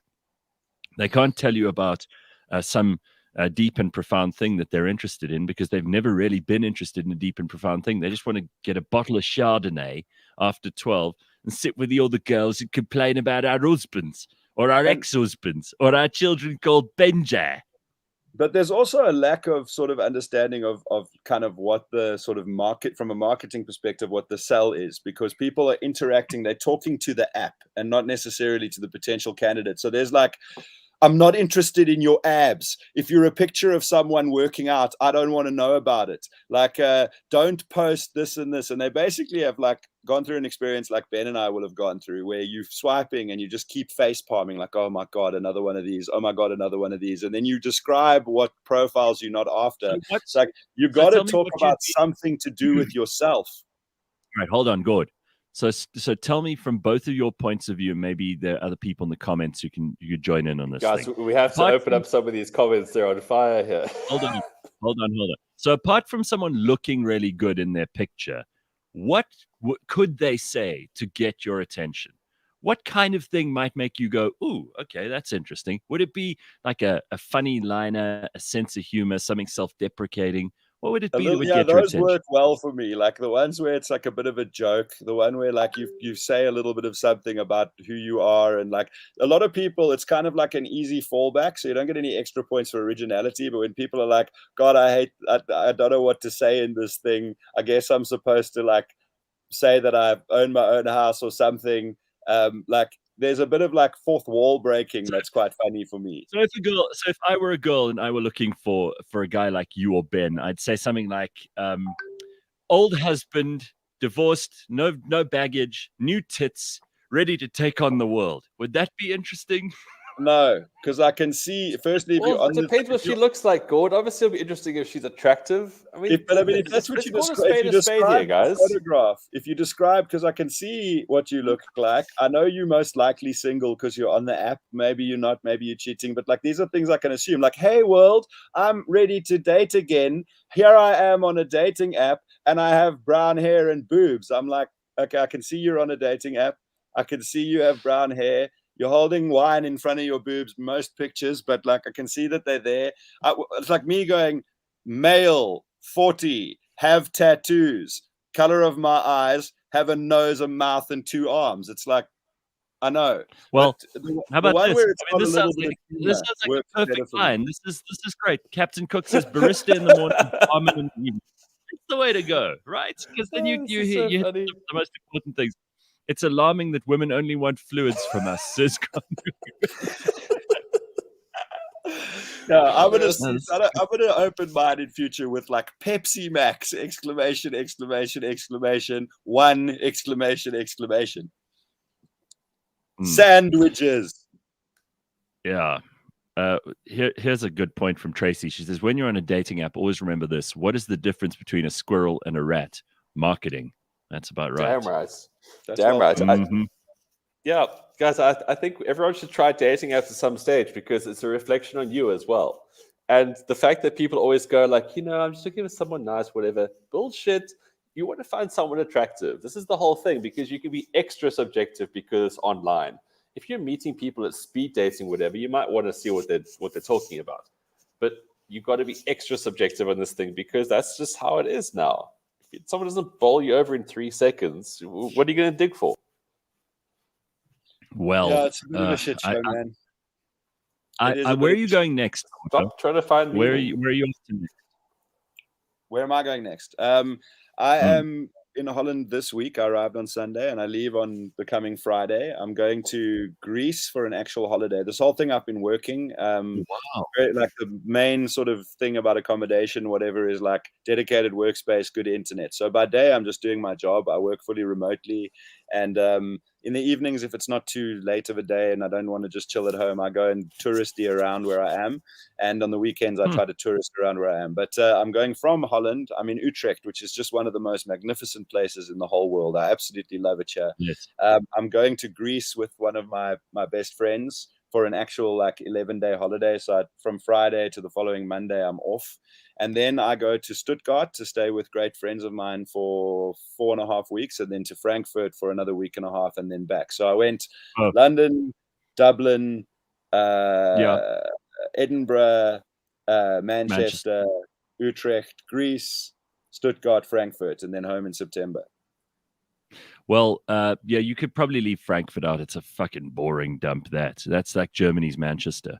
I like to find out, even if a place isn't great. And I've been to some places that were less great than others. Hamburg. And like Hamburg is Germany's Manchester.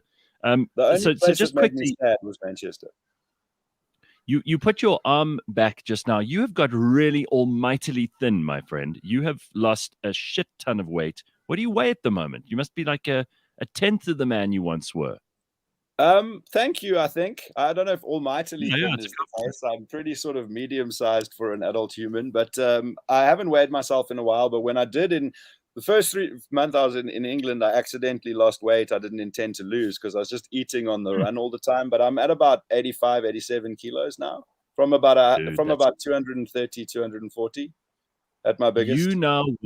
You now weigh less than I do, and I've been criticizing fat people the whole time. It just shows you again. I'm not to make too fine a point of this, but you're in charge of your life. And Gord, I'm not going to speak for you, but in this case, I just am so full of admiration for people who can turn it around and go from fat to thin and get themselves in a healthy state of affairs. It's just tremendous. It makes me so goddamn happy. And I can see you're having a better time.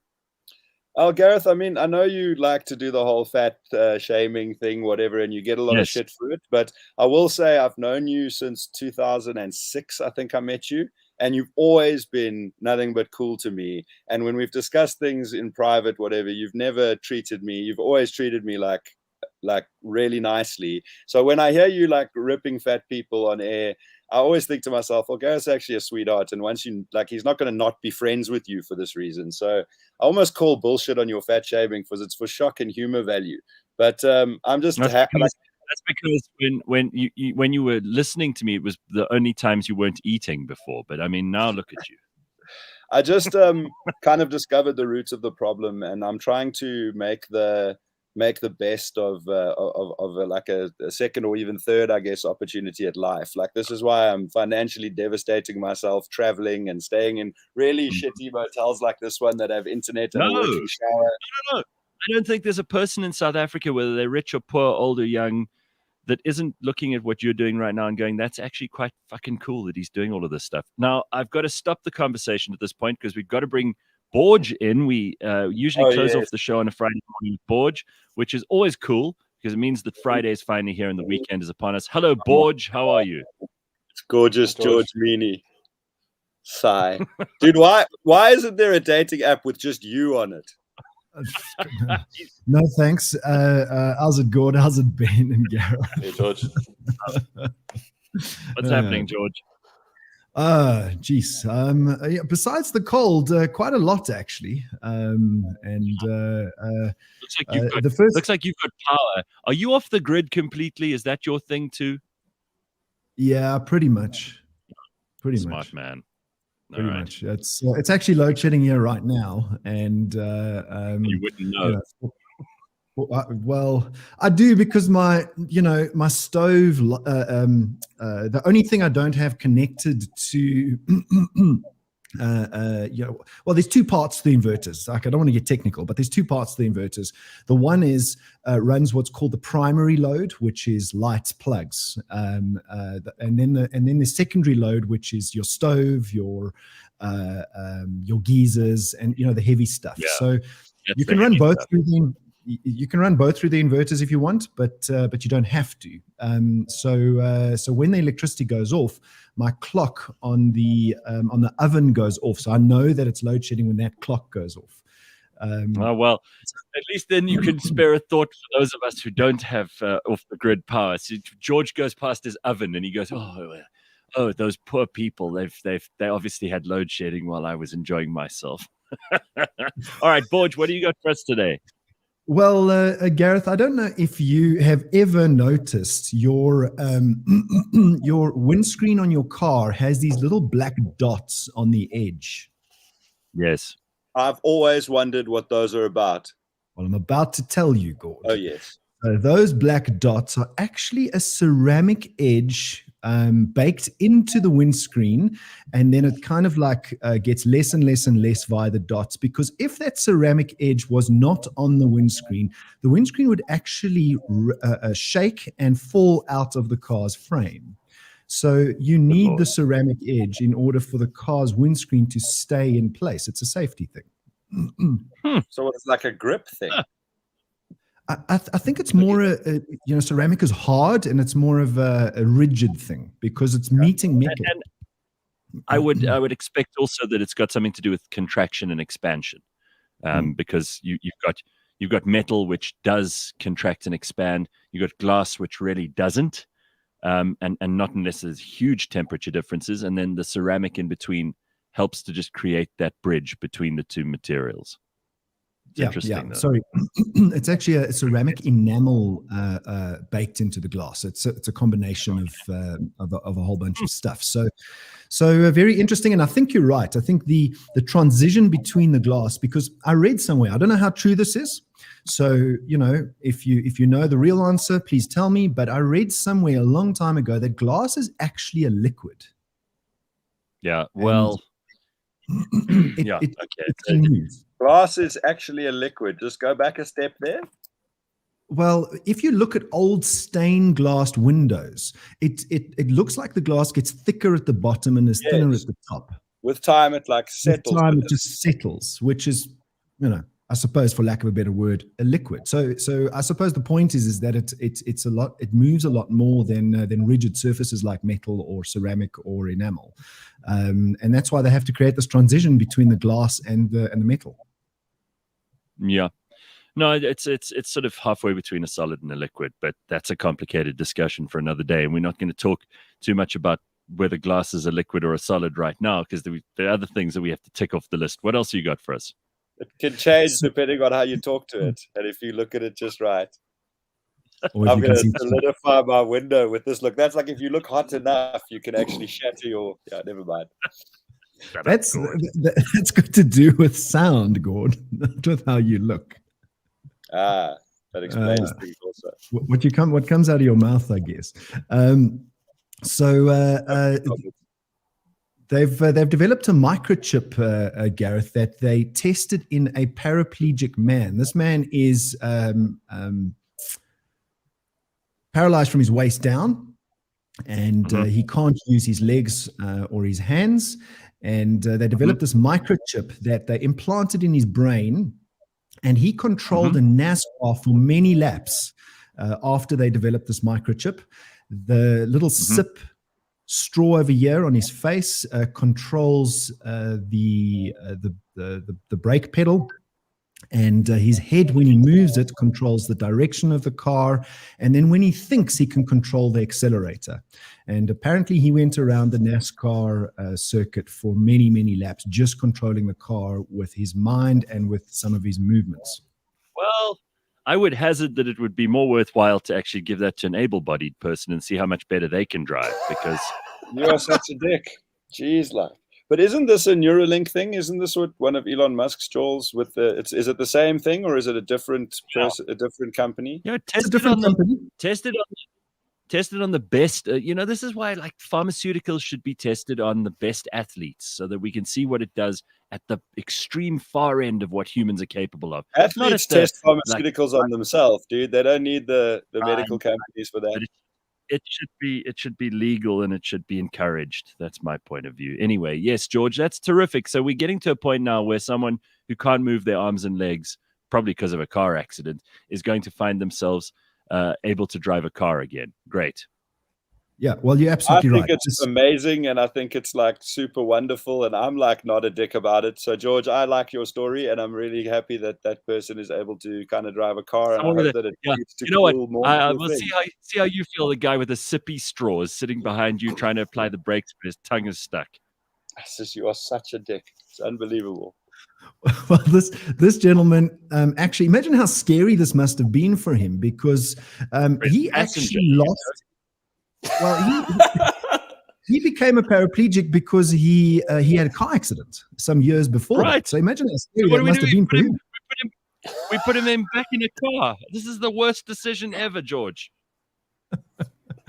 Well, we got to, it's like riding a bicycle, Gareth. You got to get back on the bloody thing, I haven't been on the show in like 6 weeks, and Gareth's become so much more of a dick. Like he was a dick before, but now he's had like dick enhancement surgery. That's the outfit. It's a new outfit he's got. That's why. You're working hard to get yourself invited back, aren't you, Laws? Yeah, can't wait. We can go. We're going after paraplegic people today. What are we going to go after next? All right. But look, I mean, okay. So impressive technology. Cool. Yeah. The guy can drive the car with his lips and mind and mouth. Great. Aside from that, all of that nastiness and whatever, but the idea that like technology is getting to the point where computer thing can talk to organic brain thing is pretty for whatever applications you do or don't want to use it for. That is pretty amazing. Like that's really, it's kind of scary, and also I think kind of great. Yeah, no, I think it's great, and it is scary, and it's brilliant. I'm just concerned that we're testing it out on the wrong people. That's all. I will definitely assimilate. People are like, when they put in the microchips and stuff, like I'm not going to be involved. It's like as soon as your favorite crap celebrity that badly sings something says you will. But also like I will immediately assimilate. I'll betray the organic humans. I will work for the robot overlords, and I will be there. In the Matrix, there's the dude that like, it's like a plant for them, and he just wants to like eat nice food and go back to living in the Matrix where he can be rich. I'll be that guy. I'm like, Borg, shut up, yes. Gord. Borg, show us your coffee mug again, please. A lot of people are talking about. What does that say? Oh, wow. Fuck. That's amazing. What a great mug. I love that. All right. Someone mentioned that we need to see your mug again. So there we go. All right. So what's the last thing from you, Gord? Borg, and then we can get to Gord's last thing. So talking about useless technology or useless things, I don't know if you've ever seen or heard of a guy by the name of Tom Scott. Now, Tom Scott makes YouTube videos for the sake of it, testing out useless things to do. So he created this buggy where the seats are facing the opposite way around, a Gordmobile. And there's a screen over there, and you control this buggy with a PlayStation remote control, and it drives, well, forward, but you sit backwards. And apparently the human brain does get used to this way of driving. So you drive it backwards, basically. You drive it backwards, yes. You can see the front wheels. Let me ask all of you, because we've got George here, and we talk a little bit about cars on a Friday, and it's always interesting. There's always something new that we get to learn here. Do you use the screen that shows you your reverse camera? Do you ever use that when reversing, or do you still use the mirrors and the old school, like turning your neck around? I think over time that I now rely on that screen almost 99% of the time. The cameras. I don't have that screen, but my car is also the same size as me, so I can see everything anyway. It's great. I also have never had one of those because my cars aren't fancy enough, and for the last 8 months I haven't owned one. I sold it when I moved to Cape Town and literally forgot to buy a new one, and then I was like, I'm going overseas soon, so I'll do it later.